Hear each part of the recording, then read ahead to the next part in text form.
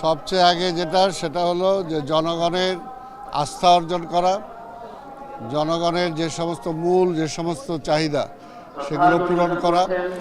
আজকে তার মধ্যে হলো চাঁদাবাজ মুক্ত সমাজ ব্যবস্থা প্রতিষ্ঠা করা, আজকে দুর্নীতিমুক্ত দেশ প্রতিষ্ঠা করা এবং সকল ধর্ম বর্ণ সকল পেশার মানুষের অধিকারকে প্রতিষ্ঠিত করা, এটাই আজকে বিএনপির মূল লক্ষ্য। তরুণ প্রজন্মের কাছে বাঙালির যে সংস্কৃতি এটি অনেকের কাছে অজানা, অনেক কিছু ঠিকভাবে জানে না। সেটিকে আপনারা বিএনপির পক্ষ থেকে উপস্থাপনের জন্য কিছু করবেন? দীর্ঘ 17 বছর বাংলাদেশের ইতিহাস, বাংলাদেশের কৃষ্টি সংস্কৃতিকে দলীয়করণ করা হয়েছিল। এই দলীয়করণের মাধ্যমে মানুষকে সত্যিকার ইতিহাস বুঝতে দেওয়া হয় নাই।